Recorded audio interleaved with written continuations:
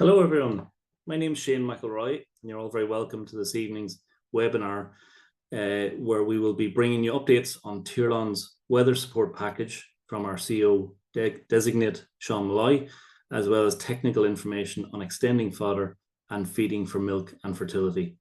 Just to note, this webinar this evening will be recorded and available on our YouTube channel afterwards, and we'd encourage your participation in the event this evening by posing your questions to our speakers via the Q&A tab on Zoom on your phone or on your computer. We'll do our best to address these questions during the webinar. But now, without further ado, I'll hand over to Tirlán Chairperson John Murphy for our opening address. Thank you. Great, thanks Shane, and good evening everybody, and thank you for joining our webinar.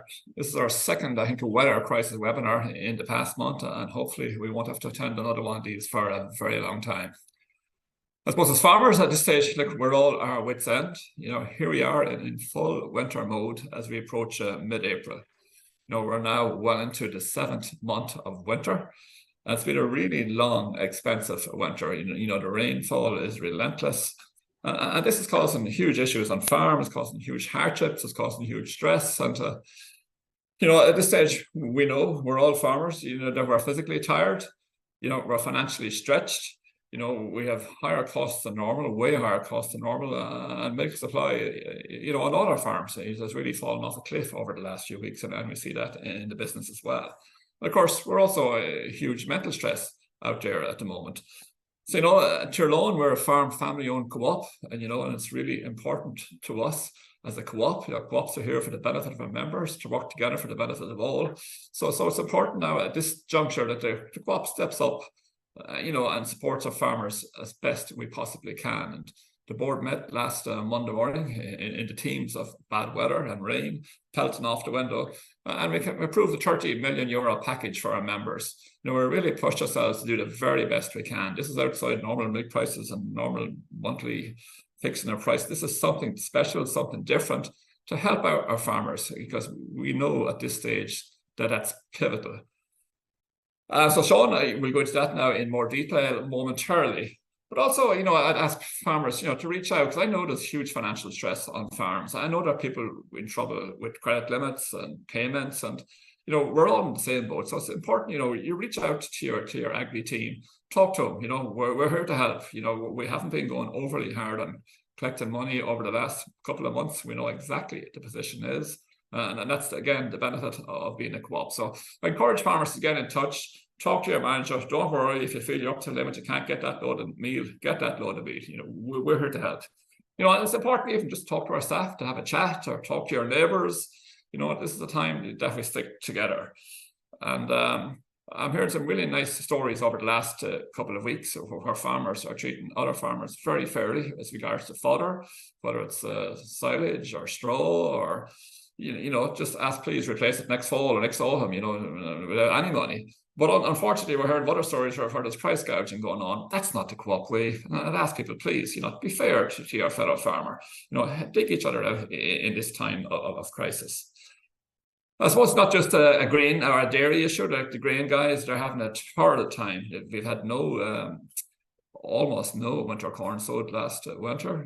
This year, there's absolutely zero spring corn sowed. Like we're getting into the middle of April now, so we are getting near crisis point. So look, we're really concerned about that, and I can assure you, we will assist grain guys along the year also. I was talking to a couple of grain farmers today after the launch of our Slaney River project, and they said our total focus now is getting the crops in, and hopefully we'll get an opportunity over the next couple of weeks. It seems to be a little bit of a glimmer of hope on the front now, on the weather front. So hopefully we can get that done. So look, at this stage, just hand you over to Sean. Maybe Sean, you can take us through the detail of the support package. Thank you, Chairman, and good evening, folks. Shane, there might be a slide there you can pull up if you would.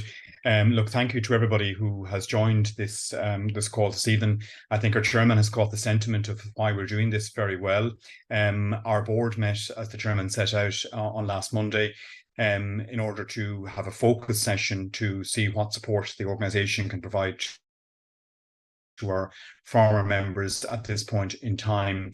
And just on the following slide that Shane is going to come to here, we've set out a summary of the various different elements of our support package. As our chairman has set out, in total, this package accumulates to a cash flow support on farms of some 30 million for our dairy farmers. And essentially, there are 5 elements to the package that we announced on Monday last. The first element is the extension of our unconditional bonuses into March. Ordinarily, our unconditional bonuses would end at the end of February. The February bonus would be 3 cents per litre. And the board have agreed that now will be extended into March. And indeed, conscious that all farmers are going through this challenge, it is also agreed that the unconditional payment will be paid to all milk suppliers. So whether you're in contract under liquid milk or indeed some fixed milk price elements, all suppliers will have the unconditional bonus paid onto their milk price. In addition to that, in order to address the very significant challenge of cash flow on farms, it's been a really long winter. In fact, it started in the early autumn months, and it's been a very difficult winter in terms of feeding animals with very low milk production.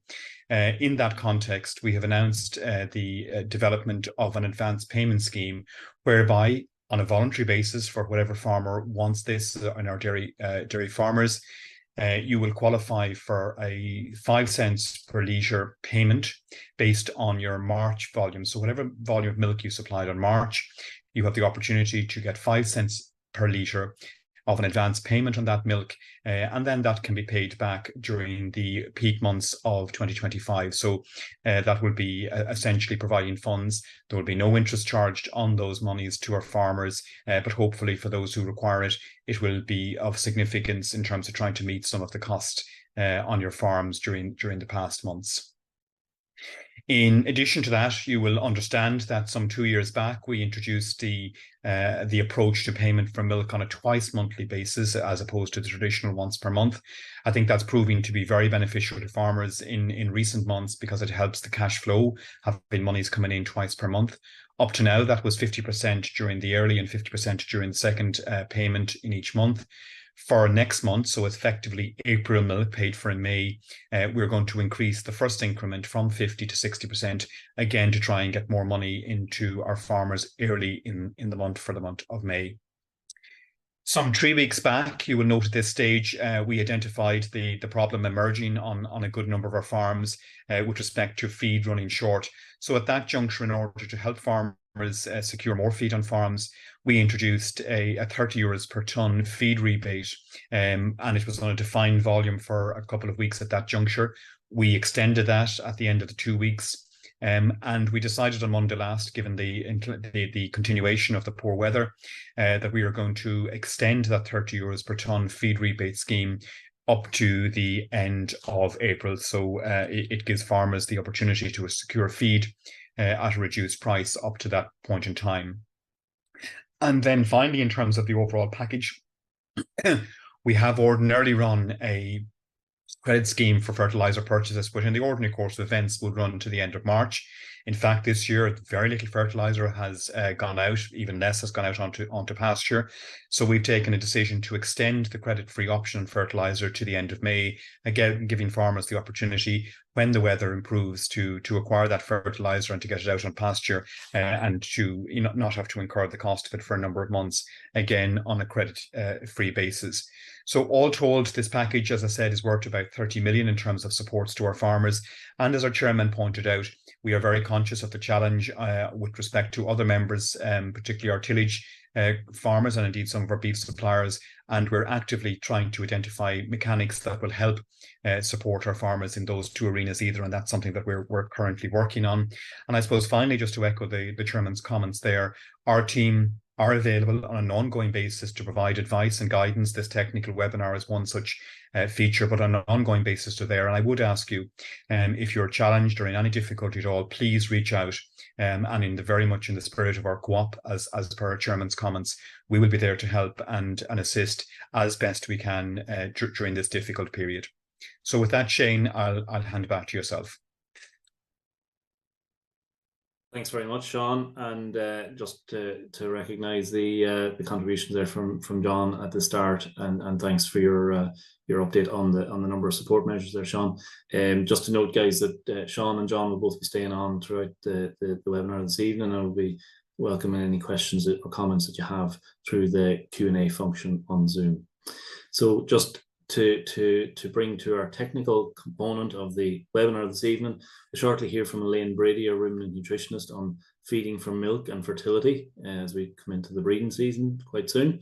It's hard to believe, given that cows are still not out in the fields in many cases. So before that, Brian Hart will take us through the options for extending out fodder supplies while making sure the cow's nutritional needs are being met. So what I would ask just guys for tonight's interactive session, let's make it as interactive as possible. Put your questions into the Q&A section on the topics that you're hearing, and we'll put those to the speakers later on. And if you're happy to, also include your name and county, and it'll give us an idea of where you're coming from across the country. So Brian, over to you.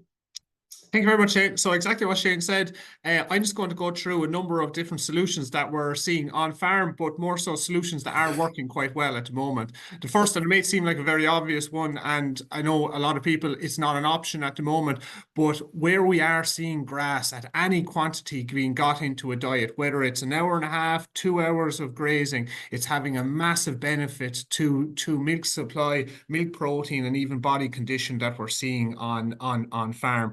And admittedly, look, it's not an option on so many farms, and even on some farms, a lot of the dry ground has been grazed. So for those places that are possibly then looking at silage stocks running tight, the next option will be looking to purchase silage, or as say our chairman said, the number of agreements are happening between farmers with swapping of silage as we speak. What we're seeing there at the moment is that silage is available throughout our region. Our team are actually linking sellers and buyers, and also Teagasc have very successfully launched a fodder register, and they're linking people that have fodder available with people that are looking for it. But admittedly, purchasing silage at this time of the year, the quality can vary, and we have seen in some instances where fodder has been purchased and it has negatively impacted on milk because they're after coming, their own silage would have been better.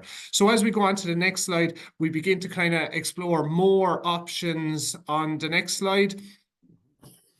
So the most likely one, and probably the most time efficient and labor efficient one that we're seeing there now, is just concentrate. It's very easy to push the button in the parlor, and it doesn't require a great deal of extra work. And we're very conscious of that at the minute, because the labor requirement on farms at the minute is absolutely massive. Just to give you some figures around that, feeding 1 extra kilo of concentrate will save approximately 4 to 5 kilos of fresh silage. So for example, feeding 2 kilos per cow to a 100 cow herd, this is going to save around 1 bale per day. And where bales are scarce, and hopefully with weather now improving, we want to just stretch out what we do have. Every little bale will make a difference. Probably the maximum feeding rate for your average farm there is around 8 to 9 kilos split in 2 feeds per day. This will vary from farms. We do see some farms that struggle, depending on the breed of cow they have and depending on the milking parlour and milking system they have, they can struggle to get up to even 8 kilos, and we do see other people that are able to get up to 9, no problem. So it's very individual. But probably in the last, say, fortnight or so since we had our last webinar, we're after seeing probably more people needing to spare more silage, and there's only a limit to what can be fed in the parlour. So that's when we start to look at what straights are available as a kind of a midday feed, or even through a TMR for people with diet feeders. Probably our preference here, or the preference we're seeing, or what we're seeing is working quite well out on farm from a performance and a price point of view, is soya hulls. It's very palatable, it's high in energy, and it's a performance feed. So again, it's getting results back in the bulk tank again, you know. So as we go on to the next slide there again, we'll begin to look at just some of the other queries that would come into us, and some of the other options that are working quite successfully out on farm as well.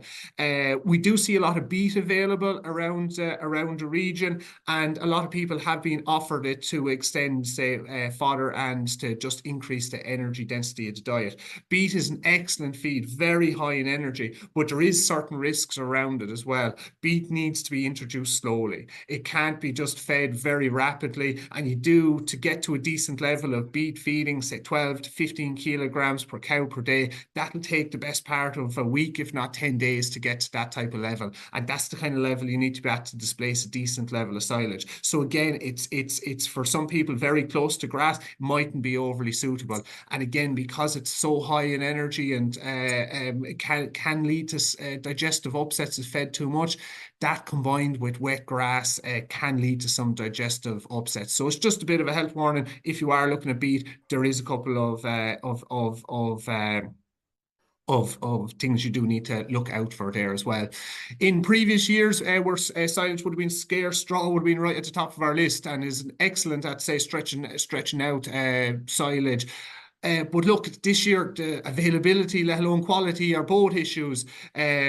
Straw is a low in energy feed, and it will need to be balanced for protein and minerals. But that's quite easily done with, say, a concentrate or a straight or so on and so forth. You know, so for those people that do have access to straw, it is an excellent option. And as well as that, when you're kind of going to feeding, say, maybe 6 kilos in the parlour and 3 to 4 kilos of soy hulls as a midday feed, you know, that physical gut fill is very, very important to, you know, just to fill up the room and to keep proper room and function going. And that's what straw is providing quite well, and even bale silage in those instances. So as we just go on to my final slide there, what we kind of want to do is just, we have all the solutions and good solutions out there, but there's a couple of just really practical points that do come up that probably slip underneath our radar at times there. When feeding high levels of concentrate, access to water is absolutely critical, and it's come up numerous times over the last fortnight. As concentrate levels have been increased, cows drink a hell of a lot more, and if there's one way of reducing milk volumes quickly, it is reducing access to water. So just make sure that you're not seeing cows queuing up waiting for water, and if you are, it would be advisable to try and address that as quick as possible. We will always aim to maintain forage as 50% of the overall dry matter intake. So what does this look like in a cow's diet? That's up against, say, 9-10 kilos fresh weight of concentrate being fed. That'll roughly work out at around 50% of a constant 50% concentrate, 50% forage in the diet there. So again, like we said in the last slide, provide long fiber, specifically where, say, you're feeding high levels of concentrate. And then just finally, for me, just wanted to give probably 3 or 4 very, very common diets that we're seeing there now at the minute, and probably where the limits of those diets are. The first one up in the top right-hand corner of the screen there is just your typical parlour feeding. A farmer that mightn't have headroom, doesn't have time to do a midday feeding, so they're going to the max of the 8.5 kilos of the concentrate. That's what the farmer, that's all that they can get into the cow, and they're feeding 42 kilos of silage fresh weight then. And that's coming all to what the cow, meeting the cow's requirements fairly well there, okay? But for, again, like I said, in the last fortnight, we're seeing a hell of a lot of people coming to us and saying, look, I need to feed more to save on more silage. So that's where you're seeing it in that middle slide there of the silage concentrate in the soy hulls. And all we're doing there is just dropping the parlour feeding back to 6.5 kilos when we're introducing 4 kilos of soy hulls as a midday feed. And again, we're able to cut our silage demand back from 42 kilos only feeding in the parlour back to 35 there. Again, the final one there is one that comes in quite a bit from, say, people with young stock, beef farmers. It's, I need to save on silage. I'm trying to put silage into the milking cows or whatnot, and I just want to shove as much, say, concentrate or straight into the weanlings as possible, okay? And again, we're going to stick to that 50-50 limit. So where's the 50-50 limit there? It's about 4 kilos fresh weight of concentrate. So that'll cut the silage demand down to around 14 kilos for an approximately 330 to 350 kilo weaning. So I'll pass across to Elaine then, and Elaine can take you through maintaining milk production and fertility. Thanks very much, Brian. So I'll be talking about just briefly on grass covers there in this slide. So I'll be focusing more on that small cohort that may be finishing the first rotation, since this webinar is all about stretching forage that we have available, rather than concentrating on that group that has loads of grass. It's just the issue is getting out to that grass and being able to graze it. So for those that are finishing and have been lucky enough to get out to grass over the last few weeks and are finishing up their first rotation, that they need to make sure that they don't drop below that average farm cover of 550 to 600, because that'll negatively impact on growth rates then in the subsequent weeks. And we don't want that leading into the breeding season and during that breeding season, because we don't want to restrict those cows in terms of intakes and grass availability. So ideally, if you are heading into the second rotation, that there should be a good cover on the first 3 paddocks of 1200 or more. And if there's not, that you try and extend what is left in that first rotation and extend it for another 5 to 7 days, depending on what's on those first few paddocks. So it's really important to get out there and even if you're not measuring grass, seeing what area is left over and allocate or split those into 5 different sections and allocate those then over the next 5 or 7 days, and using those supplements that Brian has out there previously, or any silage that is left, to extend that rotation as much as possible, just to make sure we don't run out of grass going into the breeding season. So in the next slide, just going to talk about what level of concentrates you need to be feeding if you are restricting grass intake. So here in this table, you can see the level of grass intakes from 10 to 16 and the level of milk that's being produced by cows and the level of concentrates that need to be fed to meet that requirement. So for example, if you're restricting it to 10 kgs of dry matter in terms of intake, you need to be feeding at least between 6 and 8 kgs of concentrate just to fill that gap, meet the dry matter intakes and energy requirements of the cow. So not only is it a challenge to get enough energy to support production while cows are housed, it can also be a challenge at grass, particularly if it's raining and we still have showers forecasted over the next couple of days. So just to be conscious of that when allocating grass, that you're allocating a greater area if that grass is available, and also filling that gap with good supplementation, because a cow can be restricted in terms of intakes because she just doesn't have the capacity to consume the massive volume of grass to meet her dry matter intake, particularly going into the breeding season. We don't want to restrict the cow or put her under any pressure, if at all possible. You might have been noticing in the recent few days maybe that intakes are increasing. You might be going through silage a lot quicker or the grass a lot quicker if you're out on it. And that's because cows are just starting to reach their peak intake. So typically a cow would be peaking at 18 kgs of dry matter. Those higher producing cows, they'd be pushing onto 23 kgs of dry matter at peak intakes. Just to keep that in mind when you're allocating grass or silage and concentrates.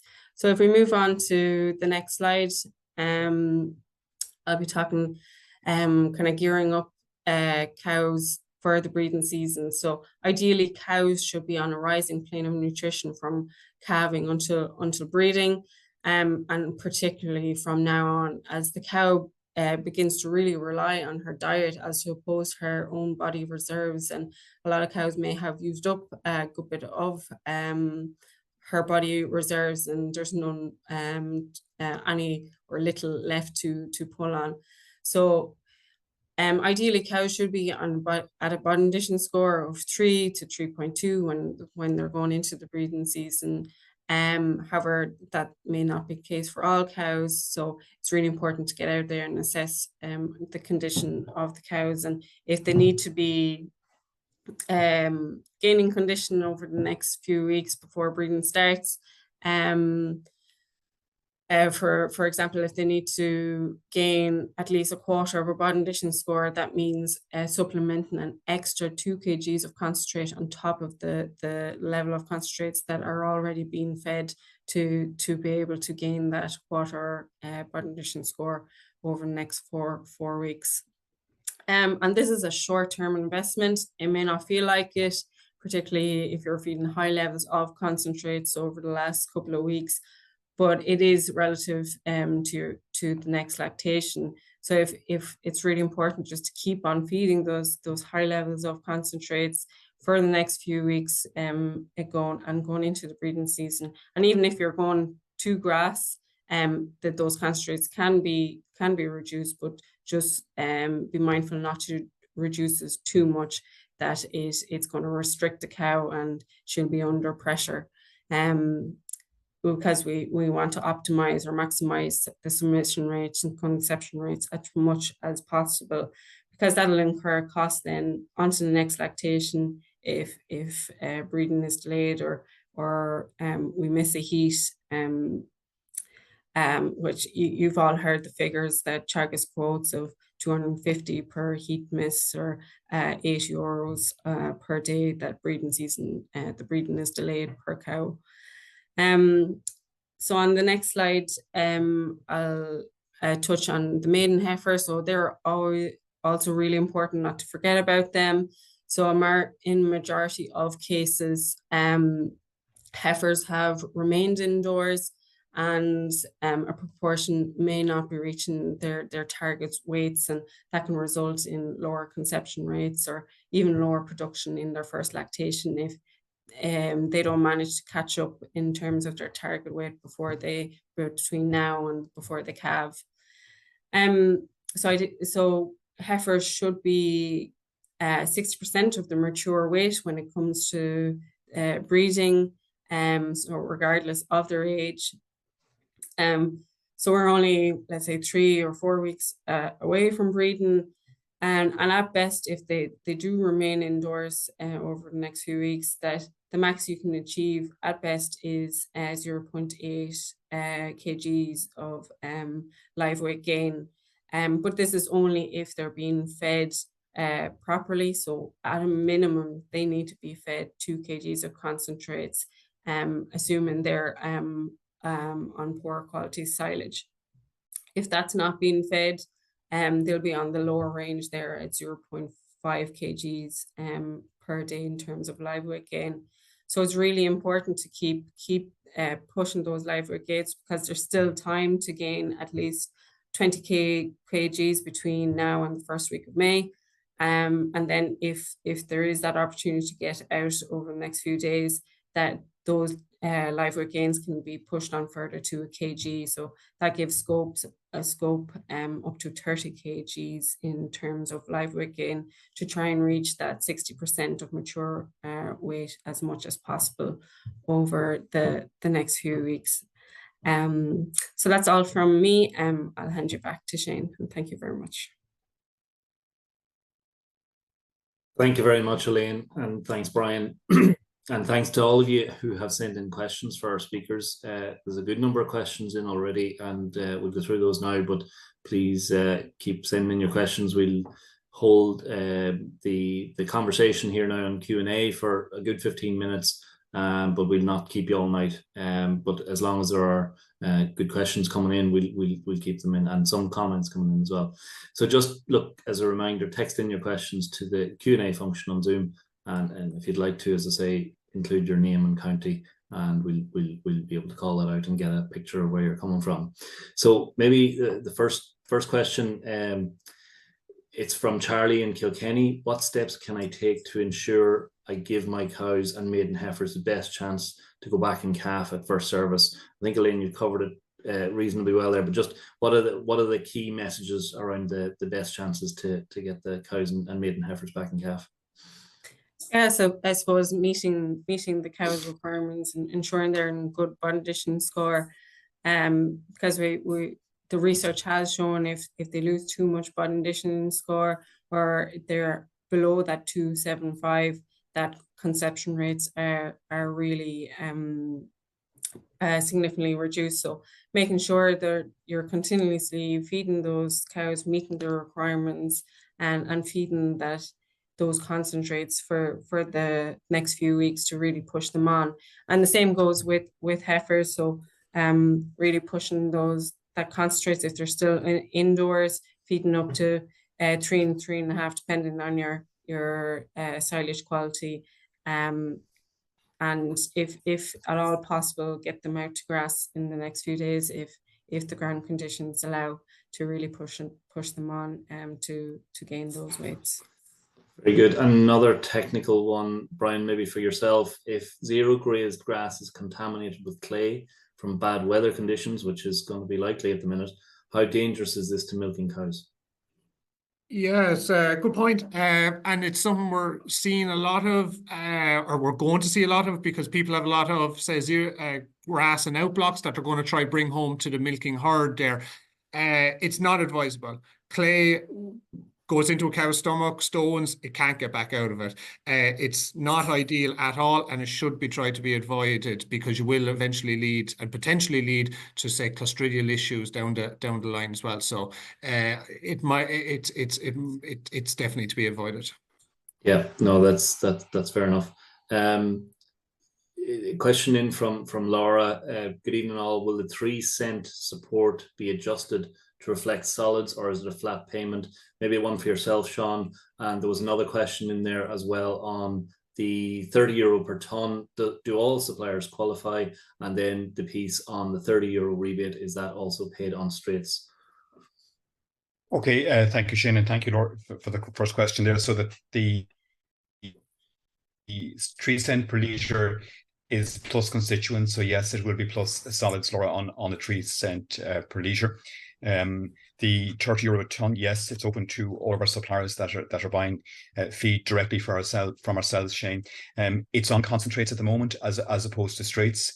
And given the nature of those, and technically your crew will probably answer this better than I would, Shane, it was adjudicated that was better where to spend our money, and it presented value for money for farmers by doing that. So that's the response, Shane. And Brian, on that piece, in terms of the concentrate feeds, that's where the most value is at the minute.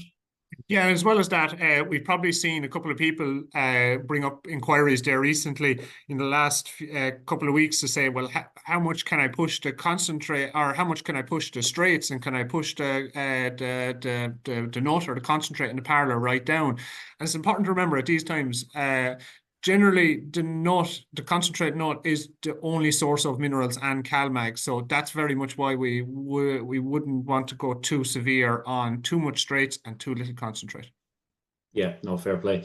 This is a question in from Niamh Keane, one of our milk supply managers, and it's on behalf of her suppliers in Wicklow and Wexford. Elaine, what would be your advice for winter milk suppliers in order to maintain milk yields and solids where grazing has not been possible? So they're getting past their peak and towards the end of their lactation. So what's the advice for those? I suppose it would be similar to the spring situation, the third situation. So in order to hold milk yield, it's where energy is lacking that the milk yields will drop more significantly than what they should be. So again, kind of keeping at least 4 kgs, depending on your quality of your silage that's left, but they tend to have a bit of a higher quality silage in winter herds, but at least 4 kgs of concentrates, just to keep those milk yields high and ensure there's enough energy in the diet. Important to keep them fed, absolutely. Question, I'm not sure, Brian or Sean, if you want to take it, but can fertilizer that's already been purchased on account be moved into the credit scheme? Sean, maybe one for Okay, yourself. I'll pick up on that. So I'm not quite sure who that came in from, Shane, but what I would Sorry, it was from suggest Thomas. Yeah, Thomas. Yeah. Thomas, well, Thomas, thank you for the question, Thomas. What I'd suggest that you might do there is to contact your business manager directly if you want to get a chance to do that tomorrow, and to have that discussion. We would be favourably disposed towards that, because that is what the credit scheme was set up to do, to help people buy fertilizer at the early part of the year and not have to pay for it until the later months. So I'd suggest that Thomas might, Shane, directly contact his business manager as soon as he gets a moment, and we'll accommodate a conversation on that. That's great. Question from Kieran Murphy. What about feeding maize as an option? Brian, one for you. Does it say maize meal or maize silage? Just says maize, so I presume. Right, we'll assume maize meal. Maize meal is another excellent option, a very safe feed as well, because there's a lot of bypass starch in it, so you're going to avoid, say, any massive digestive upsets. So again, it's right up there with soya hulls or beet pulp as one of those really safe feeds there, and we're seeing quite a bit of it being fed there at the moment. And on, as I say, a pound per pound basis, one of the highest energy feeds that you can currently get at the moment. And just in case it was maize silage, Brian, and there's maize silage again, absolutely perfect. No problem at all. A lot of the same qualities as maize meal. What we do see when maize silage is introduced into diets, and we have seen quite a bit of it, where farmers were just feeding, say, grass silage, and they introduced maize silage along with it. The cow's overall intake actually jumped. It's more palatable. It's just something different, and cows are you see in a pretty immediate response in the milk tank and milk proteins. Yep, yeah. Elaine, question for you. What if heifers are not hitting their target weights but are bulling now?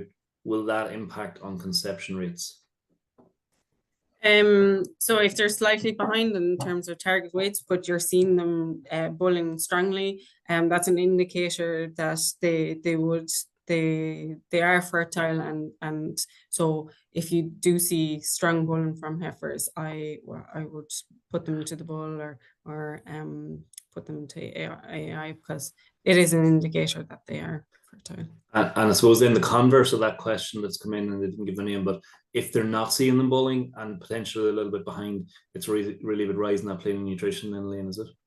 Yeah, exactly. So there is still like 2, 3, 4 weeks, depending on when you start your breeding season, to really push intakes and make sure that they're getting the right nutrition. So again, if they're inside, make sure that they're being supplemented with concentrates between 2 and up to 3.5, just to make sure that they get that extra push to reach those growth rates.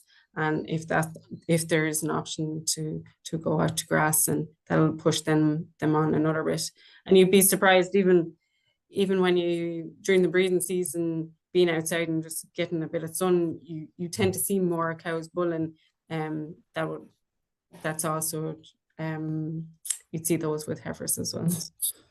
Yeah, another question, Brian, maybe for yourself, related to breeding and potentially delaying the breeding. So it's a question from John Joe Murphy, our milk supply manager in North Kilkenny. Would you recommend delaying the breeding season by a week, Brian? No, well, we wouldn't at all, because ultimately, like, if you're delaying it a week, there's going to be massive knock-on effects for years to come. I'd more so go back to Elaine's point and say, address any energy deficit and continue on your normal breeding pattern. Yeah, 100%. We've got a question in there from Roy. When do farmers need to drop the protein percentage of concentrates to the 15% to comply with summer low crude protein requirements?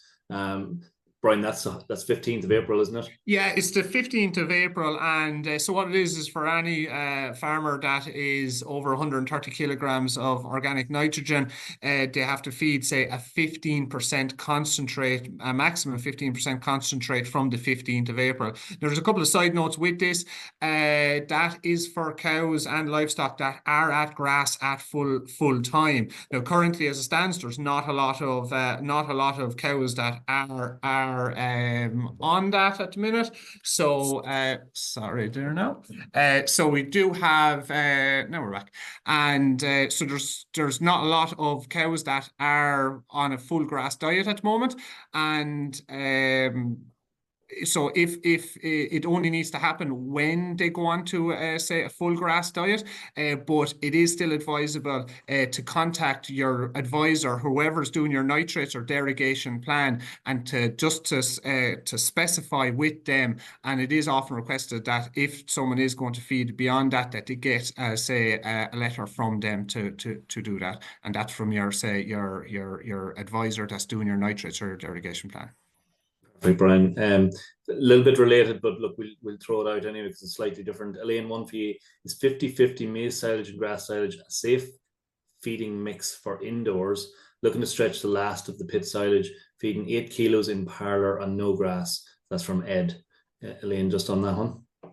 Yeah, definitely 50-50 silage and maize silage is definitely safe. It's an ideal diet to really push on milk yields and proteins, as Brian said there earlier. And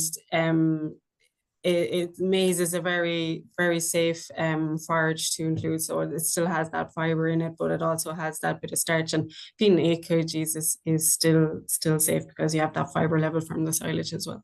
I think a lot of people would be happy to have a combination of maize and grass silage available. Exactly. So fair play, Ed. Brian, one for you. Can I feed soya hulls to yearlings? This person won't get to grass for at least 10 days. Yeah, no problem at all. But just remember, say that soya hulls are 11% protein. So just make sure that they are being adequately fed for protein. Maybe a combination of something like a 16% wean and build. That's going to have a high level of minerals as well. Because if you go all soya hulls, be ultimately no problem with it, but you don't want to leave any of your weaned short, specifically at this time of the year, on protein or minerals. Okay. John, Lane, one for you. John in Cork. He's already feeding 8 kilos of concentrates, and he says he needs to feed the 2 kilos more that you'd called out on top of that to gain body condition. Obviously, he's got thin cows. Will that not sicken them? So he's talking there about 8 plus a further 10 kilos. Does he need to feed midday? Yeah, so that goes back to what Brian was saying earlier, to kind of split that, maybe reduce your parlour feeding and be able, if at all possible, to do that in a midday feed to kind of spread out that concentrate level and reduce that burden then when they have that high level of concentrates fed in the parlour. So yeah, midday feed would be the solution there. Yeah. So John Dalton, why are there such spikes and dips with milk urea, and will this affect fertility? Brian, do you want to take that one? Yeah, so we're seeing as cows get out to grass, and say grass is high in protein when we can get out to it, we are seeing certain spikes in milk ureas. We're not seeing anything crazy at the moment. It's generally staying under 30-35. So we have been monitoring, we have seen it, but at the moment it's very, very manageable. And for a lot of those cases, like look, access to long fiber is going to do a lot there as well. Okay.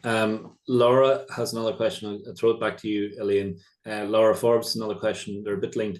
When using additional concentrates to increase body condition, can you just comment on the recommended protein content of the concentrates? And then what protein can I feed my cows, bearing in mind the new regulations of proteins, and this person, Jared Cook, needs to order it tomorrow? So it really depends whether you're indoors or outdoors, so or on off grazing. So if you're fully indoors and you know you're going to stay in for another while, then 18% nut, that's just to keep milk production, but also build body condition and build muscle back up. If you're on off grazing, then ideally a 16% nut, and if you know you're going to do that for another while. But if you're going out to grass, then below that 15%, as we mentioned earlier. So protein percentage, it depends whether it's cows or maiden heifers, either as well, but cows, it just depends on the diet. So you're getting enough protein from the grass. And then maiden heifers, you want to be at the 15, between 14 and 16%. Okay, I might come in guys, there even, Shane, on of course, that. Brian, yeah. Like just from a nutritional point of view, what we would often do when that query comes in, we like ask where our milk ureas. You know, if we're seeing very high milk ureas, then yes, you do need to reduce the overall protein in the concentrate. But it's probably not as simple, like Elaine has said, as just saying feed this protein on this day. It's very much as to say looking at your milk solids, looking at your milk urea, and making a kind of an informed decision and giving the cow what she exactly requires. Yeah, 100%. Brian, one for you. If I can't get heifers out until breeding, will that upset them? So basically, they're not going to get out for another while by the looks of it. Yeah, again, it comes back to what Elaine said. Just look, ideally, you'd love to have them out, but once they're being nutritionally well looked after, if they're inside, they're going to need some level of concentrate or high energy just to get them cycling and get everything working properly. So no, I wouldn't. Once you're fully nutritionally balanced, you can work away. I might just come in there too. It's just when not to let out those heifers, maybe if at all possible, if there's forage available, of course, or silage, that at that week, if you let them out maybe a few days just before breeding, it might upset them a small bit. So just maybe if at all possible, just keep the diet as consistent as possible. But again, if you're running out of silage and that's your only option, then it's better to get them out and actually get the grass into them. Guys, I have two more questions. They're technical ones in nutrition, but I've also a couple of comments. And thanks to Eamon Comiskey, Regional Milk Supply Manager, just asked me to inform everyone that the weather-related support payment of 3 cents per litre will be paid in the final milk payment this month. And Owen O'Riordan, also Milk Supply Manager, Regional Milk Supply Manager, was asked to call out the process for applying for the advance payment. So I'm just going to read it out here. We're trying to keep the application process as simple as possible, and we're conscious of the pressure certain suppliers are under. We expect to have the application or contract, if you want to call it that, out in late next week, and the first payments into trading accounts by the first week of May. So any questions, reach out to the local Tirlán representatives. So thanks for that. And just the last couple of questions, Elaine, one for you. I've 70% of the farm grazed with very little regrowth. The remaining 30% won't be able to be grazed for at least 10 days with all the rain that's been.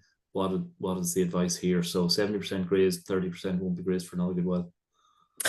Yeah, so it kind of goes back to what Brian was saying earlier, that if you don't have that option to go out grazing, and if you have silage available, you'll have to go back indoors and feed silage. And if you don't have silage, I suppose the next best thing is then try and source forage to be able to balance that then with your concentrate or your straights or whatever is available. Yeah, excellent. And Brian, last question. I'm feeding soya hulls through a diet feeder. Can I cut back the nut in the parlour to keep down the cost?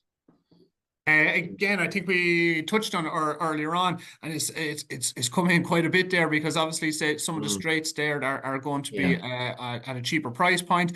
But you have to remember, say soya hulls, it's lower protein. It doesn't have any minerals or very little. So as you approach breeding season, your mineral content and feeding minerals adequately is going to be very, very important at this stage. So and obviously it's the only source of CalMag as well. So again, soya hulls, excellent feed, along with, say, the same as maize or beet pulp.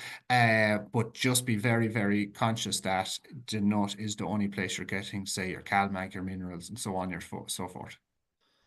Brian, Elaine, excellent technical updates and information there, and thank you very much for that. Sean and John, thank you very much for your contributions and answering questions. John, I'll come back to you just in 1 second, just to close out with a closing address, but just like to thank everyone for all your questions, and anyone who has asked a question that we didn't get to, will respond individually, and we have, I suppose, your name and details now through the system.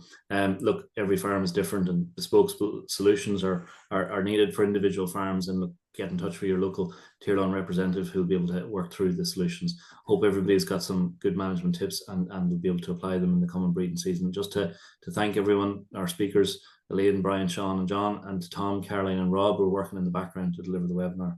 And now I'll hand over to Tirlán Chairperson John Murphy to close out the webinar. Thank you. Great, thanks, Shane. And look, I hope everybody found this evening's webinar informative. I certainly did, and look, really good practical advice there from Elaine and Brian. So that's appreciated, and it's great to have that level of talent in our co-op.